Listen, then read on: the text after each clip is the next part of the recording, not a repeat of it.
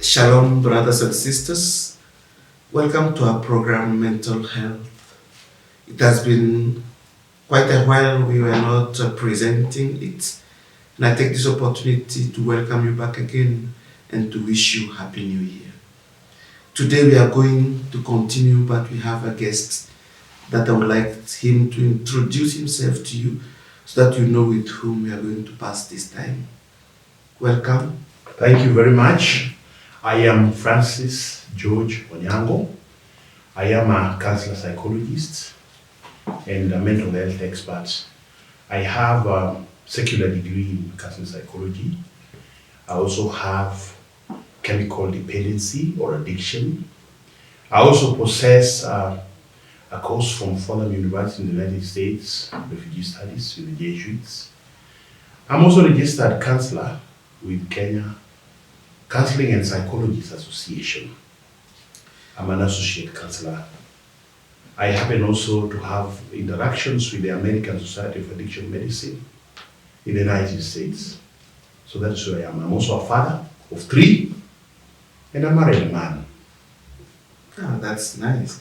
Imagine you are the person that we needed for this program. So I would like you to tell us, what do we mean by mental health? Mental health, in my understanding, is the psychological, emotional, and social well-being. Wow. It involves the way we think, feel, and act. Yes. Then it means that this is very central to our life, mental health. Do you think I have mental health? Well, everybody has mental health. Okay. Provided you have a brain, then you have mental health. Okay. Yes. Okay. Yes. Now, I heard you saying also that you have something related to addictions. Yes, of course. I'm an addiction expert. Okay. I'm an addiction expert. Okay. Yes. Then can you take us a bit through the process of addiction? Well, I would first of all want to define what addiction is. Okay. An addiction is a chronic, relapsing, primary, progressive disease of the brain that is characterized by the continued use of the substance despite of the adverse effect on the individual. Okay. Primary. Yes. Can you come back to it and tell us why is it primary? It is making me think of primary school. It is primary and progressive in that it is progressive in itself because it has stages, but it invites concomitant illnesses and disorder. It starts from a point and finishes at a point. And it has stages.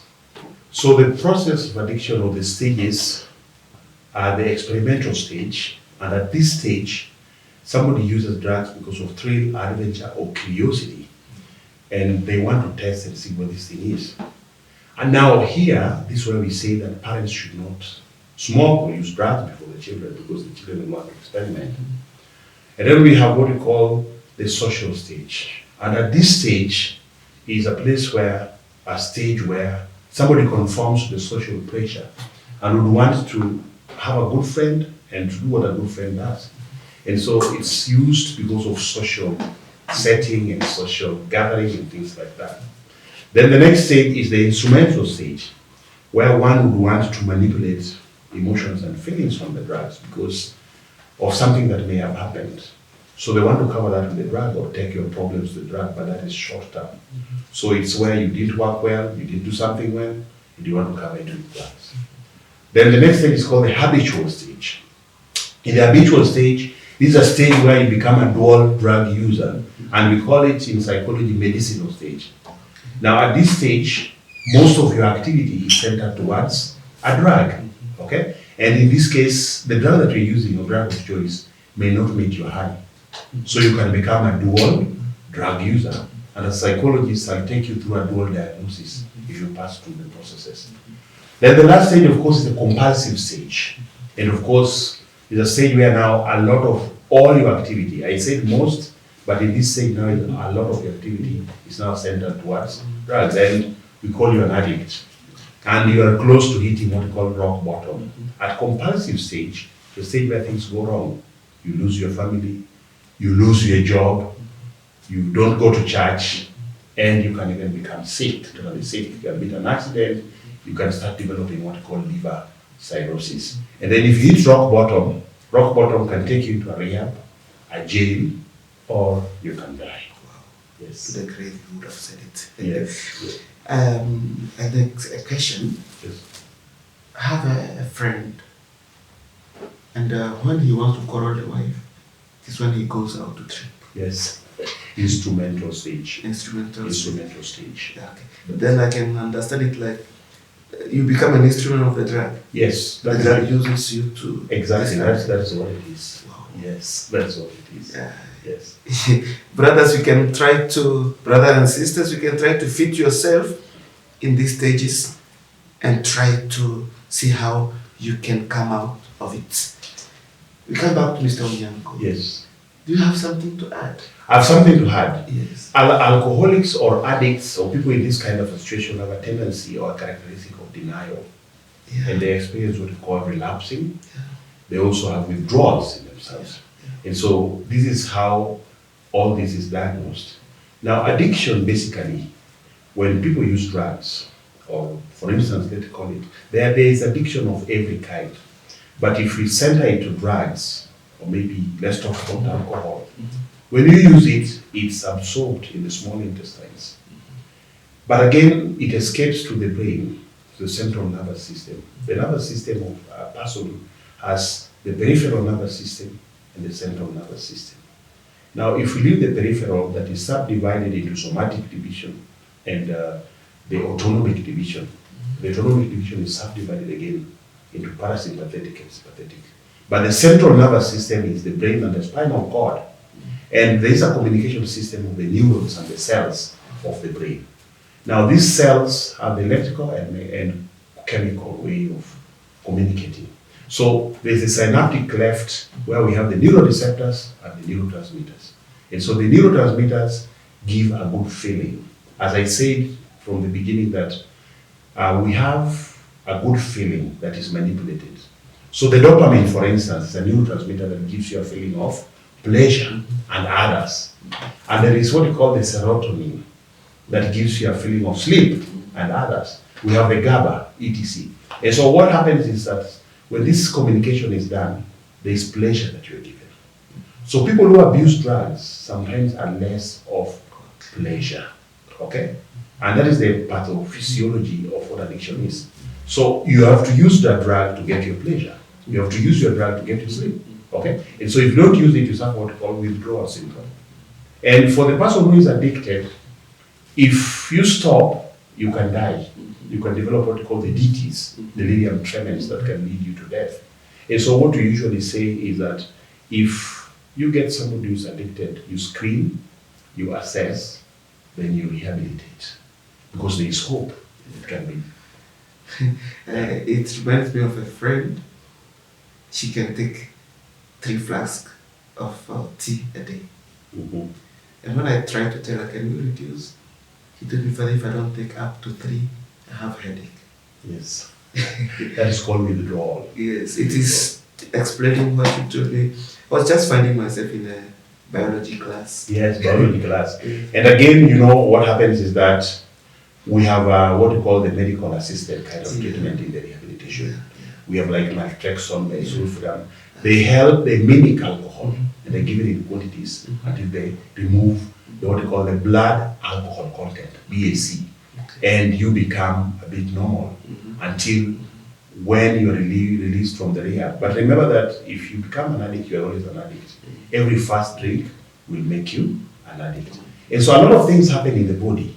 Like in men, sometimes you can become impotent because of using these. And so you get so much disappointed, develop what we call low self-esteem. So you need the spiritual exercise to give you back your esteem. For women also who get addicted, things go wrong.